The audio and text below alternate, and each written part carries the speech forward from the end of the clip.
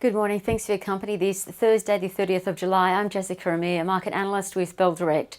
Well, following a positive night for US equities and commodities, the Aussie share market is suggesting to open 0.9% higher. A welcome addition as the market is so far down this week, 0.1%. Overnight in the US, the Federal Reserve kept interest rates on hold at 0.25% as most expected. On the corporate side of things, CEOs from the top four largest tech companies, Amazon, Apple, Facebook and Google, all testified before Congress defending antitrust and competition issues. Each of their stocks rose over 1% each. And amid the busiest week for earnings season there, General Electric and Boeing both reported bigger quarterly losses than expected, seeing their shares tumble 4.4% and 3% respectively. On the other side of things, chip developer Advanced Micro Devices, their shares rose about 13% after announcing stronger than expected earnings and forward-looking guidance. The three major indices all clawed back from yesterday's losses, with the Nasdaq gaining 1.4%, the S&P 500 up 1.2% and the Dow rising 0.6. On the commodity front, the gold price surged back into record high ground at $1,980 an ounce after the Fed failed to provide further economic support. The oil price rebounded from its prior session's losses, gaining 0.6% to $41.26 after US crude supplies sharply fell. Now, what else to watch today? Well, Rio Tinto reported their results after the market closed yesterday. Earnings dropped, but less than expected in the half year.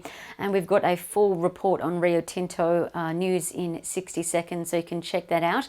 For earnings season today, half year results are due out for CIMIC, CIN, quarterly production for FMG. What else to watch? Well, Macquarie, MQG, they hold their AGM today. Investors will be casting their votes on the CEO's pay rise, among other things. On the economic side of things, building permits are out for June, expected to recover from the very sharp fall of 16% and show a rise of 1.5%. So watch building supply companies CSR and Brickworks BKW. And in the US this evening, we'll learn how much the economy fell in the second quarter.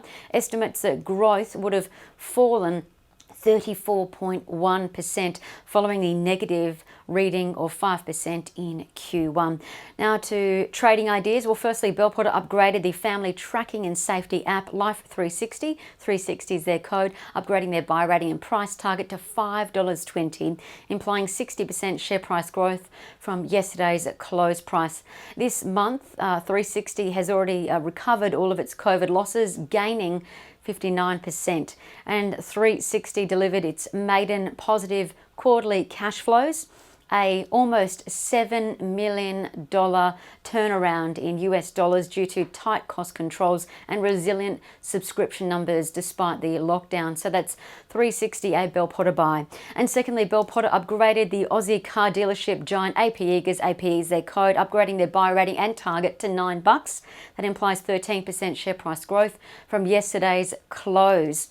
Now, its shares have already grown 18% this month, and APE held its AGM yesterday, announcing first half profit before tax came in at $40.3 million, much stronger than expected, while corporate debt was just $7.6 million, far less than expected, emphasising APE's strong management. So that's APE, a Bell Potter buy. And following APRA's capital management guidance released yesterday, easing restrictions around paying out dividends, Bell Potter reiterated both ANZ and CBA, as well as NAB as buys. So some of the three biggest banks as buys.